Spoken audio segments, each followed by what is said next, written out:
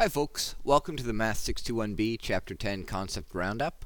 We're looking at function operations in this chapter, which basically means that we've learned a lot about functions so far.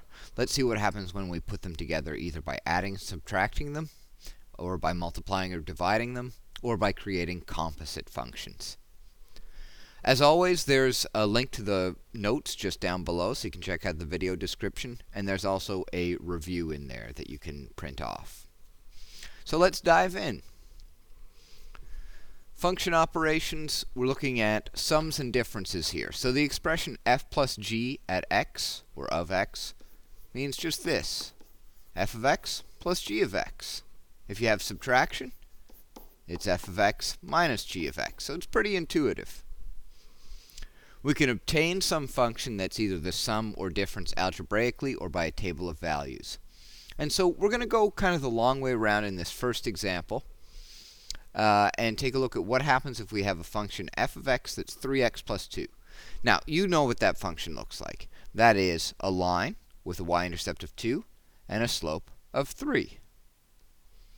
So I'm going to put some points on.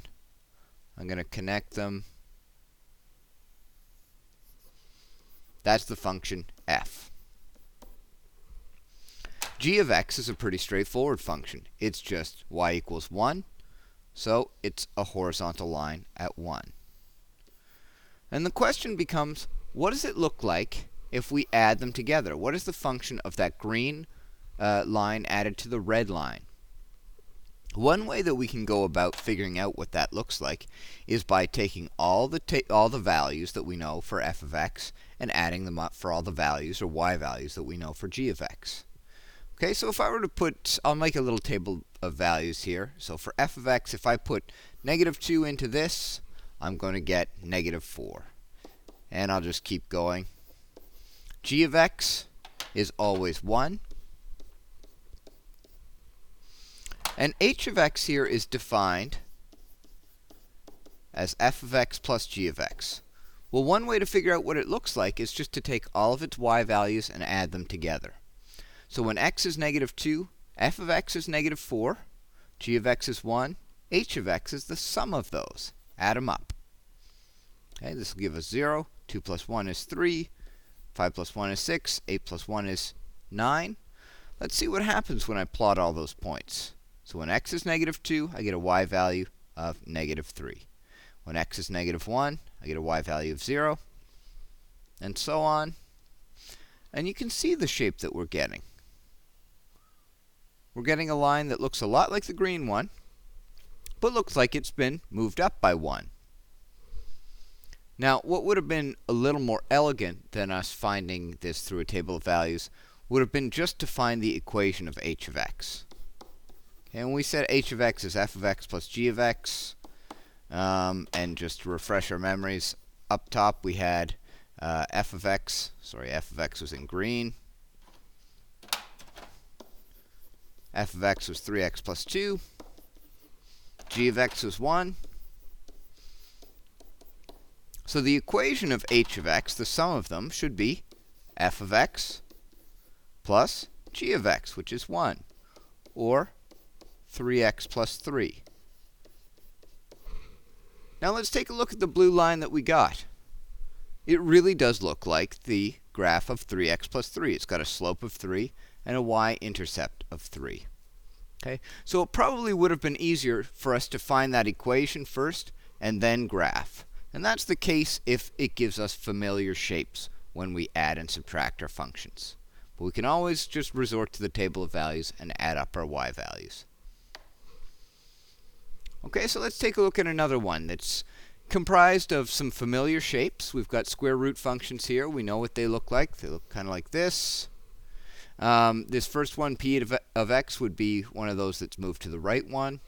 And q of x is just your basic one that starts on the origin. So here we have a difference between the functions. P of x minus q of x. Okay, so r of x is going to be root x minus 1 minus root x. And you would think because we know what each of those functions look like, we would know right away what the difference of them looks like. but we'll get a bit of a surprising result.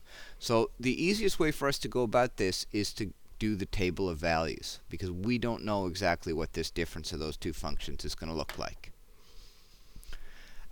So let's go with p of x. I'm going to throw -1 in p of x. That'll give me square root of -2, which does not exist.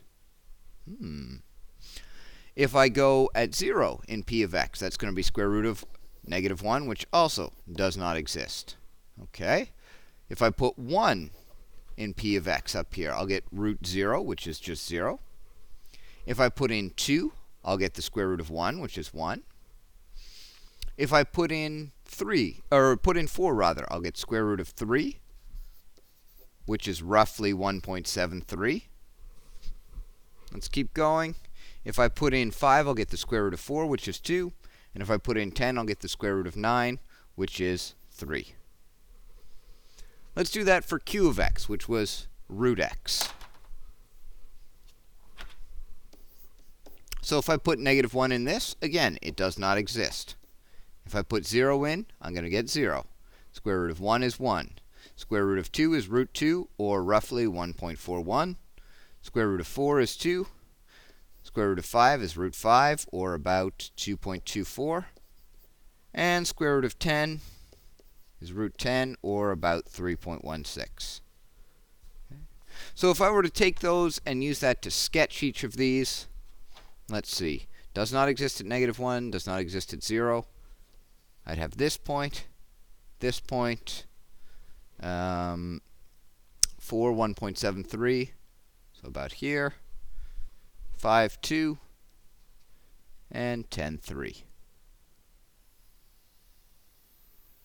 So there is p of x. Okay, q of x is square root of x, and here are the points that we know on it. 1.41 here, 4, 2, 5, 2.24, and 10, 3.16. So it looks like this. Okay, it's the green one, but shifted to the left one. Or the green one is the red one, shifted to the right one. Now, if we want to find the difference between these, we're just going to subtract the y values for every different x value. So let's see. At -1, we've got does not exist minus does not exist. Big shocker. That does not exist. The next one, p doesn't exist at 0. So does not exist minus 0. We're subtracting these two functions. That does not exist. You need both components, or all components, to exist in order for the difference function to exist. Okay, now we've got 0 minus 1, that's -1. 1 minus 1.41, so that's -0.41. This is going to be -0.27, -0.24, and -0.16. So now I have an idea of some points on the difference graph. Let's plot them. -1, 1, -1, 2, -0.41, 4, -0.27, 5, -0.24, and then 10, -0.16. So it looks a lot like the shape of the other ones. That's all we know about it so far. So we sketched r of x. We guessed that that was going to be coming. Let's state the domain and range of r of x. Okay, so obviously the domain is x is greater than or equal to 1. And you can use fancier notation than this if you like. Now think about the range. The lowest it goes is -1. But the reason that this is a kind of function that we couldn't have said a whole lot about without the graph is that we've got something different than our standard square root graph happening here. Notice that the red one is always above the green one. And what we're doing is we're subtracting red from green. So we're always going to have a negative value for our y value. We're never going to touch or cross the x-axis. So that means the range is between -1 and 0. and it will never touch 0. And we need the graph to figure that out. Okay, if we want to do all of this stuff graphically, then all we need to do is add, subtract the y value at any point, or really at any x value. So I've got two functions here, f and g. F is a parabola, g is a line. And I want to just add them together. Let's check it out. When x is -2, I have a 4 and a -3 for my y value. That means on the combined function where I add them together, when x is -2, I will have 4 plus -3. I'll have 1. And I can do that for all the known points. So if I go to x is -1, right there I have a y value of 1 and -2. Add them together and you get -1. Right here, when x is 0, I have a 0 for my y. And on this one, I'd have a -1. So 0 plus -1 would be -1. Keep on going. When x is 1, we've got a 1 and a 0 for our y values. Add them together, you get a 1. And finally, if we go to x value of 2, we have a 4 and a 1. Add them together, and you've got a 5 for your y value. So this combined function is just made up of those parts. And to put them all together, if it looks like a curve, we're going to connect them like a curve. Okay? And what we end up with is a parabola. And if I were to take the equations of those two functions and add them together, I would get the equation of that parabola.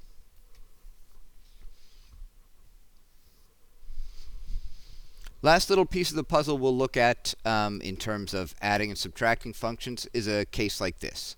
So suppose h of x is f of x minus g of x. And we know what f of x is, and we know what h of x is. And we're trying to figure out what g of x is. We could guess and test. We could do some manipulation. But I think our best plan is to take this definition right here, h of x is f minus g, and just rearrange it until we've got g of x on its own. So I'm going to add g of x to both sides.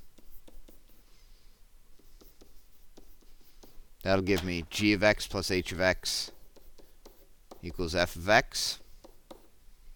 Okay, I could subtract h of x from both sides. So just rearranging the equation.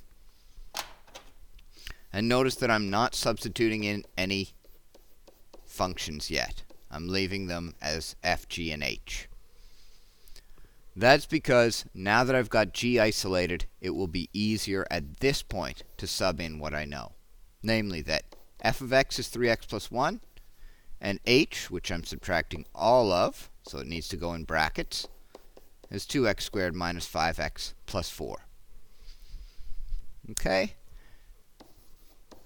Let's get rid of those brackets. That would give us 3x plus 1 minus 2x squared plus 5x minus 4. Or g of x must be negative 2x squared plus 8x minus 3. Which we probably wouldn't have gotten to by guess and test. You can put that in the original statement up here and see if it works. And it will indeed. Okay, so in terms of 10.1, the key ideas are that you can add functions, you can subtract them. The domain of the combined functions is wherever both of the original graphs existed. The range you need the graph for. And to sketch the graph of a sum or difference, just add or subtract the y values at each point, or at each x value. Products and quotients is the same idea. So f, this is a multiplication dot right here. It's closed in. It means f times g of x, or multiply. Later on, we'll see a dot that's open. That will mean something different. F over g just means dividing f of x by g of x. So these end up being pretty straightforward. If we had these two functions, f times g of x is f of x times g of x, or 3x minus 1, all times root x minus 3. Okay, and notice that if you were to do that graph, you'd have a domain restriction because of the square root. Okay, let's try another one.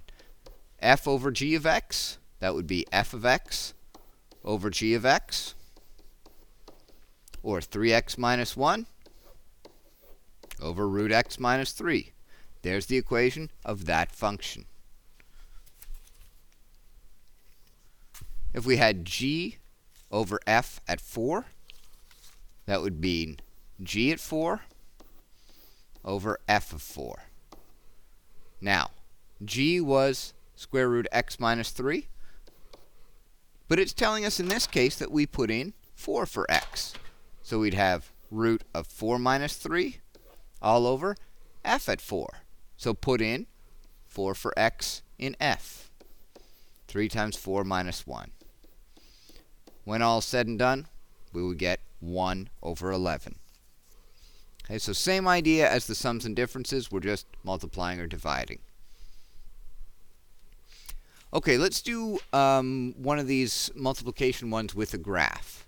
So if I wanted to find h of x is f of x times g of x, I can just multiply these functions together. Okay, and that's going to be a big mess of multiplication. And you can do it on your own, but it'll work out to this. Okay, if we want to do it instead from a table of values so that we can actually graph these things, there's our f function up here, x squared plus x minus 6. If I put in negative 4 into that, I'm going to get negative 4 squared is 16. Minus 4 minus 6 gives us 6. Okay, and I'm just going to put in the rest of the values. If you like, you could do them on your own.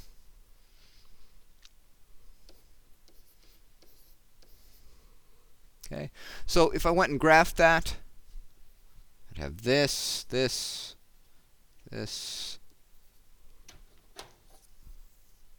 negative 1, negative 6, 0, negative 6, 1, negative 4, 2, 0, and 3, 6. And you know from the original equation that it's going to be a parabola.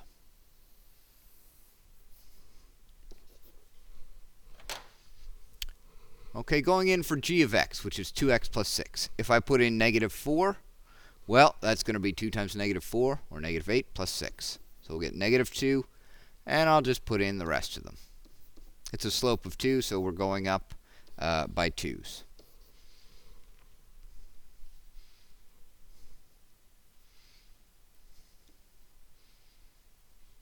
Now, if you want to graph the combined function, this one up here, one multiplied by the other, one way that you could do it would be to multiply all the y values, either graphically, which is pretty tough, or from the table of values. So once I know what f of x and g of x are, if h is the product of them, then h just has points that are the product of the y values. So 6 times negative 2 is negative 12. 0. Negative 8. Negative 24. Negative 36. Negative 32. 0. And 72. Let's go and plot those points. 0. Negative 8. And I will show you a shortcut once we're through this. Negative 36. Negative 32.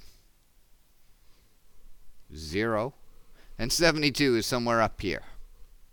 Okay, so if I connect those fairly smoothly, here's what I end up with. And goes up. Okay. That was a lot of work. So we can definitely get the graph of the product that way. We could even talk about its domain from there. But that's ignoring all the stuff that we did in Chapter 3. So if we go back to an alternate approach, if we factor f and g before multiplying, we can use some knowledge from Chapter 3. So I'm going to just refresh your memory here. F of x, in this case, was x squared plus x minus 6. And I think this is how we should approach these questions when we have a product, is to factor first. So f of x would be x plus 3 by x minus 2. G of x is 2 by x plus 3. Okay. H of x is the product of the two. So it's f of x times g of x. Or x plus 3 by x minus 2 times 2 times x plus 3.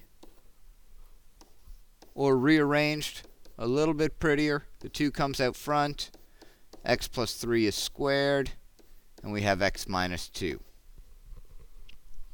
That's in factored form.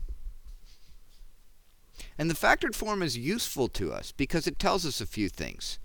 Number one, we know that this is an odd degree because it's going to have an x cubed in it. And it's a positive leading coefficient. So its basic shape is from down to up. The factored form tells us about x-intercepts. So there are x-intercepts at -3 and at 2. The fact that one of them is squared tells us that that is a turning point. And finally, if we wanted to, we could find the y-intercept that goes with this. Y-intercept just comes from subbing in 0 into the function, and we get a y-intercept of 2 times 3 squared times -2, or -36. So if we analyze the function before doing a table of values, then here's what we know. X-intercept here, x-intercept here. Y-intercept of -36, it goes up. It has a turning point right on the axis. We don't really know where the minimum is, so we have to guess.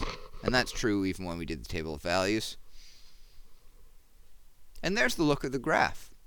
It takes far less time to do this from factored form. And it's a good refresher for Chapter 3.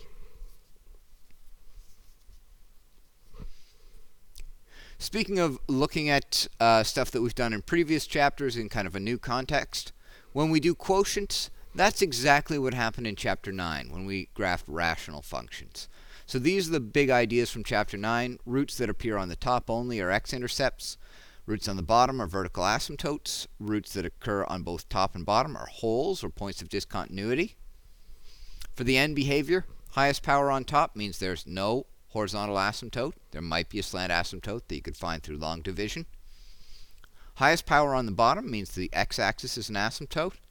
And the same highest power or same degree on top and bottom, you divide those to find the horizontal asymptote. So we're going to take these same two functions, and instead of graphing the product of them, which we just did, we're going to graph the quotient, okay, of g over f.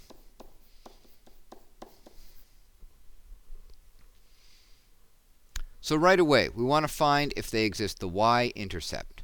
Well, if I put 0 in for x, I'll have 6 over -6, so the y-intercept is -1. In terms of a horizontal asymptote, the highest power is on the bottom. Let's check up here. Highest power on the bottom. The x-axis is an asymptote, or the line y equals 0. For the rest of this stuff, we want to factor and analyze. Okay? So x-intercepts, those would be factors of only the top. There are none here. That x plus 3 is both on top and bottom. Point of discontinuity, that is where you have a factor on the top and the bottom. So that occurs at -3. We'll find its y value in just a second. And the vertical asymptote is a factor of only the bottom. So x equals 2. If I want now, I can simplify and say this becomes 2 over x minus 2. We should really be saying that that's as long as x is not equal to -3. We're going to have this point of discontinuity at -3. And how we find the y value is just by subbing in negative 3 to this function. Okay? And you might say, well, that's not okay. It says x not equal to negative 3. But we're going to put an open dot there. We're going to show that it's not actually on the graph. Okay, so if I put negative 3, I'd have 2 over negative 3 minus 2, or negative 2/5. So again, we want to avoid having to do a table of values. If we can analyze like this, then we can sketch easily. Y-intercept of negative 1. We've got a vertical asymptote of x equals 2. We've got a point of discontinuity, or a hole, at negative 3, negative 2/5. And I make sure I show that as an open dot. And the x-axis is an asymptote. So it must look like this on this side. And on the other side, because it simplifies down to a basic reciprocal graph, it's going to look like this. Okay, so without a table of values, we can figure all this stuff out. Similar to the last section where you've got to sort of hunt down what the g of x is, we might have one of these with a product or a quotient. So again, it's going to be hard to figure out what you have to divide 3x minus 2 by in order to make 2x squared minus 3. The better plan would be to say, here's what I know. This is f of x over g of x.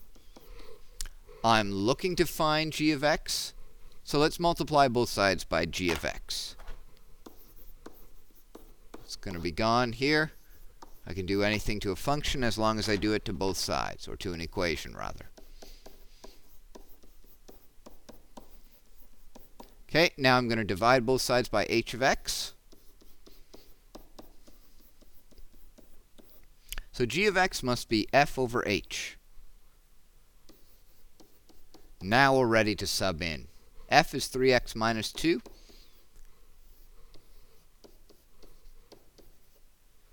And h is 2x squared minus 3. If there were opportunities to factor and simplify here, you would. But there aren't in this case. So you could go back and check. This will actually work out. If you divide f over g, you'll get that h function. And if you get one of these questions and you can just immediately see the answer by inspection, then do that. But if it's at all tricky, go with the method of setting it up with h is f over g, or whatever the letters are. Isolate the thing you're looking for, and then plug in. Okay, so adding, subtracting, multiplying, dividing, those things are all operations that we've seen before. The only real new part is this idea of composite functions, which means that you have an inner part of the function, and then something larger is applied afterward.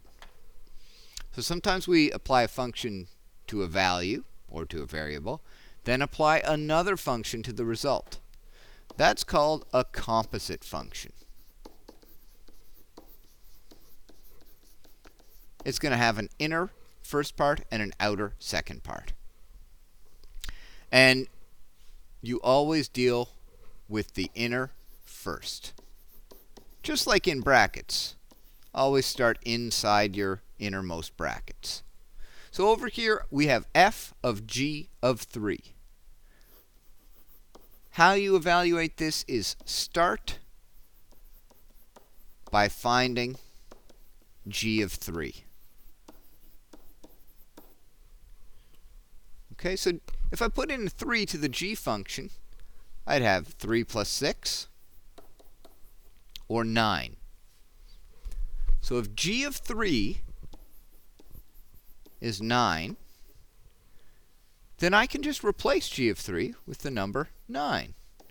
I applied that innermost function, and now I'm ready to use the f function. And you can see that the f is on the outside here. It's the first thing you see.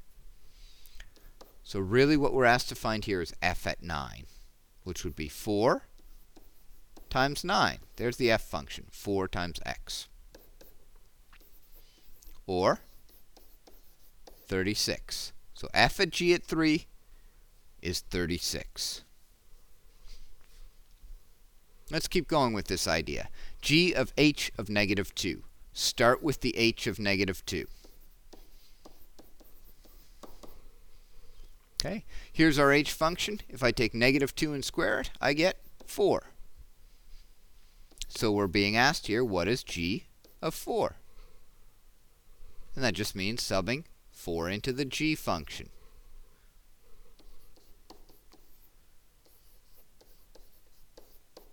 Or 10. Okay, sometimes we get confused here when we see the same letter twice, h of 2. But it's no different. You want to think of this completely mechanically.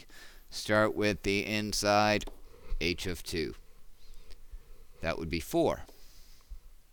Okay, so that means you can replace h of 2 with the number 4. Now forget about everything that happened before. All you're looking for is h of 4, which means take 4 and square it. Gives us 16 in the end. Okay, so we're reapplying functions, or we're applying a function and then applying another one to the result. There's a notation for this. F, and notice this is a composition dot here. It's an open dot. So it means f following g of x, or the way you want to think of this is f of g of x. And that order is important. We'll see that in a second. The open circle is called a composition dot. And as we evaluate these, I would be inclined to put it in this notation as quickly as possible. So here we have two functions. We have a square root function and we have a parabola. Let's see what happens if we get f following g of x. In other words, f of g of x. Okay, and you might say, well, what's the x here? What's the value that goes in for it? We don't know yet. We're just making a function that's built out of these two things. So where I see g of x, I could replace it with x squared. So really what we're being asked for here is f of x squared. Okay? And that means wherever you saw x in f, you're instead going to put in an x squared.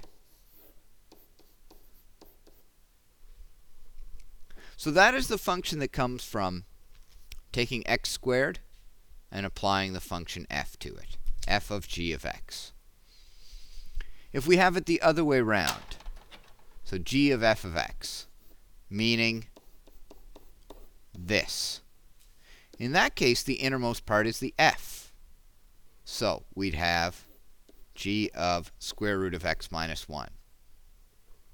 Now what I have to do is apply the g function, which is square something, to root x minus 1.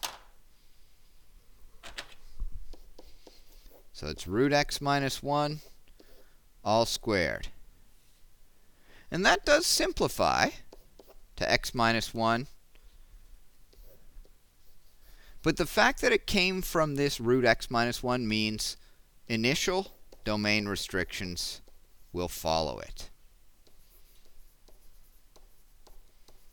Initial domain issues need to be considered. And we're going to nitpick the domain in just a little bit here.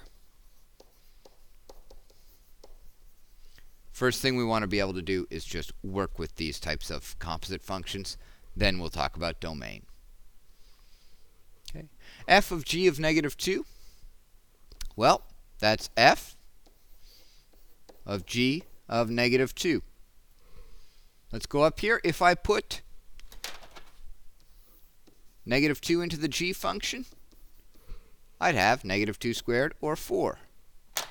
So this is asking us for f of 4, which would be square root of 4 minus 1, or root 3. In the next case, we've got g of f of negative 2. So we'll start off by figuring out what f at negative 2 is. That would be f negative 2 would be the square root of negative 2 minus 1, or the square root of negative 3.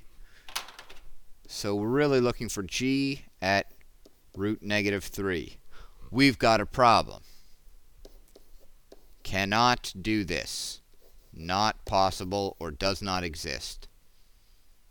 Okay, as soon as you see something that doesn't exist in the real number system, like the square root of a negative or division by 0, doesn't matter what the function simplifies to. That's not possible.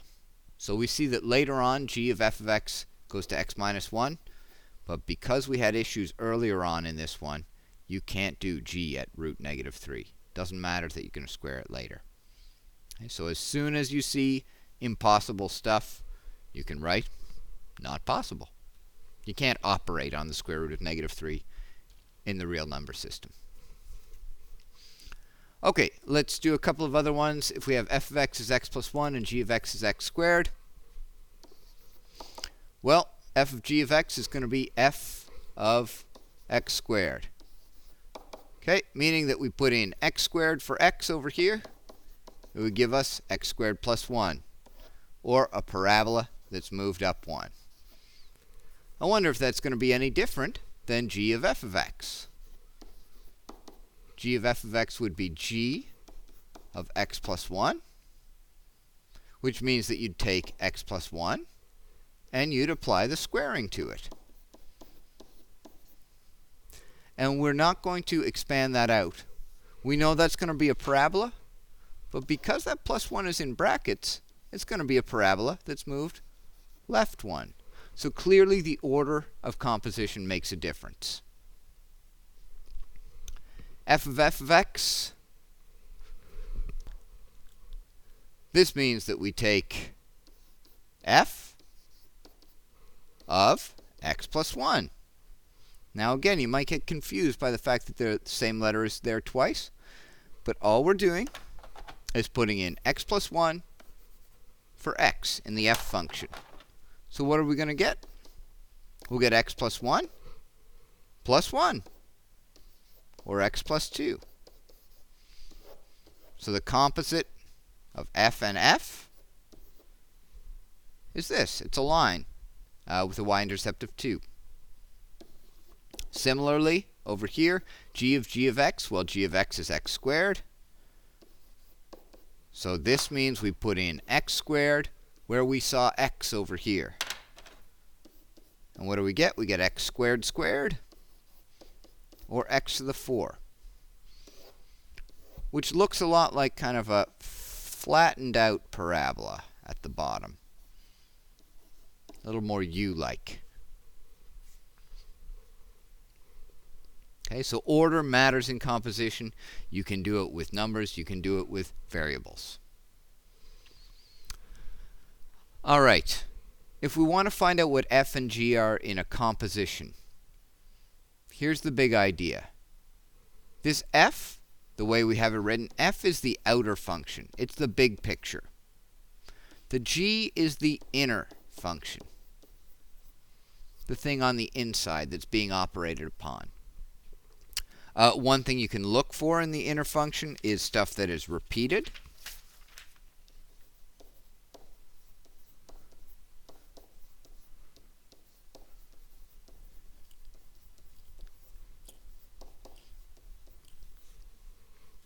And the way I like to think of it is, if we looked at the big picture of this one here, of h of x, what's really happening?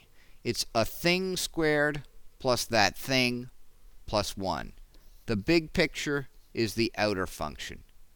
You know what? I'm not even going to write it as f of x. I'm just going to say it's a thing, I'm going to call it smiley face, squared plus smiley face plus 1.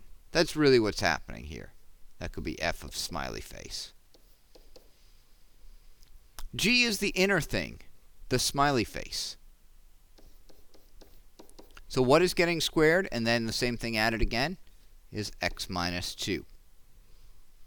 Okay, so that's the inner part. And the f is what's happening to that inner part. Now, technically you could actually leave it this way with the smiley faces, but we don't tend to like them a lot, so let's be traditionalists and we'll put in terms of x. But if you leave it as smiley face, it's fine with me too. Okay, same thing over here. What is the big picture here? Now there is more than one way that you can conceptualize this one in B. But to me, The big picture is that you're square rooting something. Sorry, f of smiley face. The g of x is the thing you're square rooting. So it would be the x cubed plus 1. If we write this with x notation, then the outer part is root x.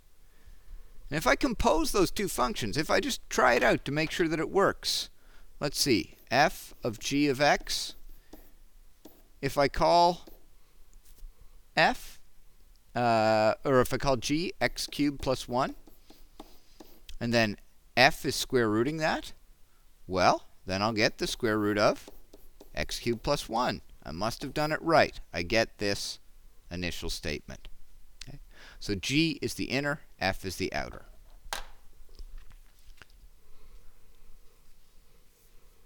Okay, just working a little more with these. Sometimes you're not even given the functions themselves. So if we have f of g of 1, here's what we need to do. Figure out what g of 1 is first. So g of 1 is 3.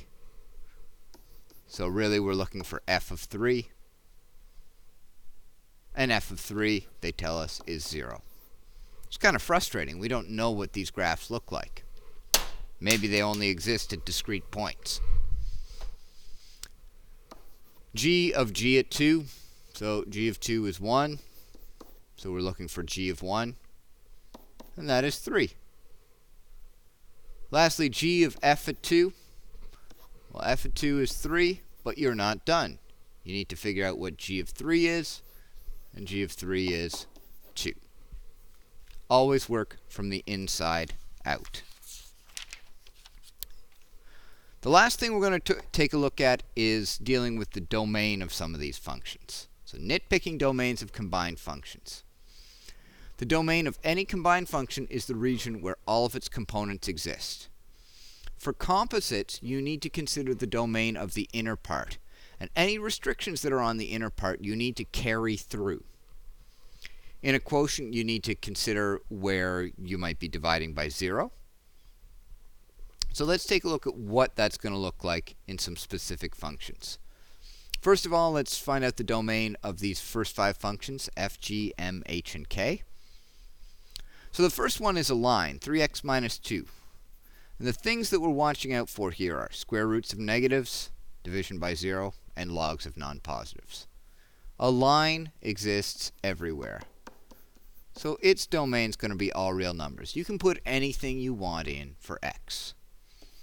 This one's a line as well. You can put anything you want in for x. M of x is 1 over x. What are you not allowed to put in for x? That's right, you can't put in 0.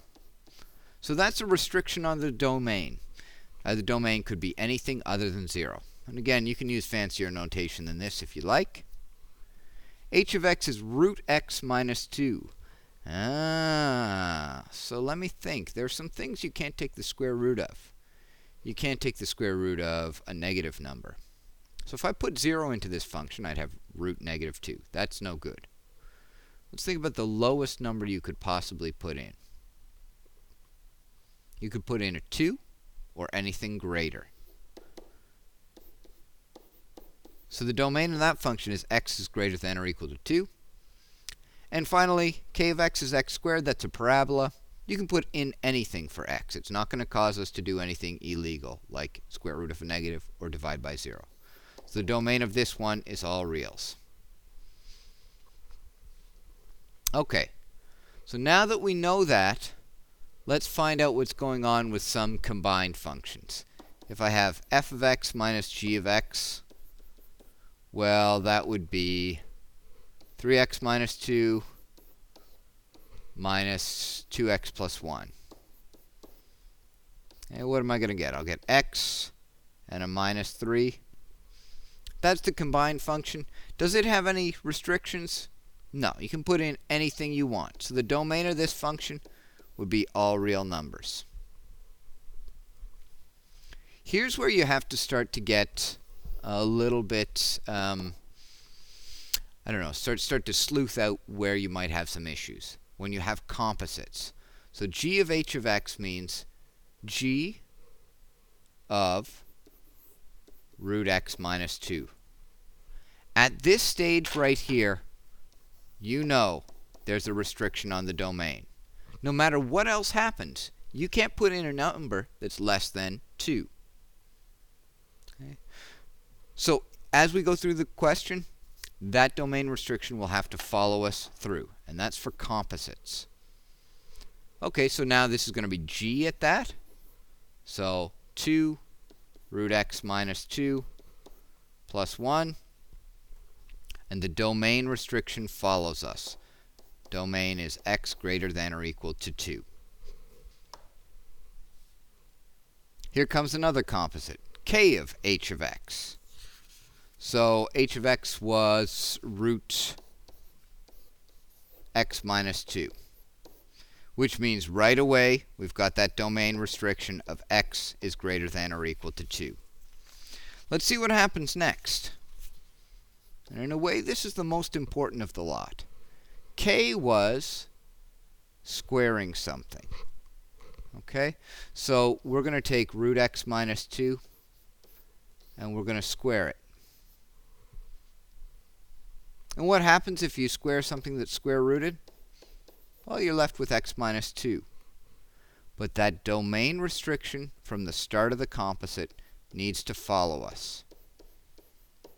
If you were to get a graphing package to graph square root of x minus 2 all squared, it would only be a line that exists from 2 forward.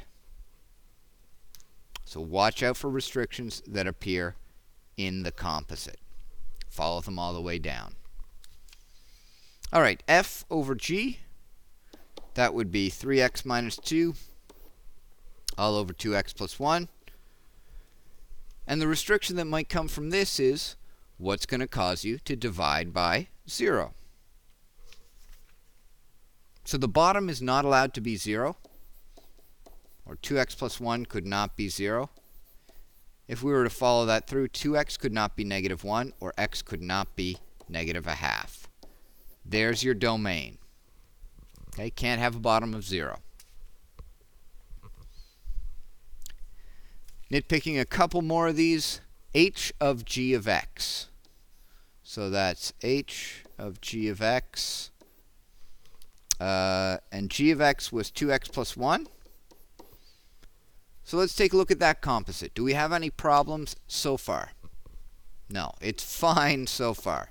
2x plus 1 doesn't have any issues. Now let's apply it to the h. And we don't have the h written down here, so I'll just refresh your memory. That's root x minus 2. So I'm throwing in 2x plus 1 in for x. I would have square root of 2x plus 1 minus 2. Or I would have 2x minus 1. If I want to find the domain of that, well, I can only take the square root of stuff that is 0 or greater. So whatever is underneath the square root sign needs to be greater than or equal to 0. Follow that through and I'd get x is greater than or equal to a half. And what that tells us is that this is one of those square root graphs. It starts at a half and it goes over like this. Okay. But this idea that whatever's underneath the square root sign needs to be greater than or equal to 0 is what gives us our domain. Lastly, f times h of x. So this is f of x times h of x. F of x was 3x minus 2. H of x was root x minus 2. We saw something similar to this in section 10.2. The question is, what's the domain? Well, this part's fine no matter what. But this part has a restriction, and that restricts the whole combined function. The domain is x is greater than or equal to 2, because that square root part is not going to exist when you're at 2 or when you're below 2. Okay, in terms of review, I've attached a chapter 9-10 review. If you want to do chapter 10 stuff, start with question 6. Some of it references the McGraw-Hill Pre-Calculus 12 book. Hope that you found this helpful, and good luck.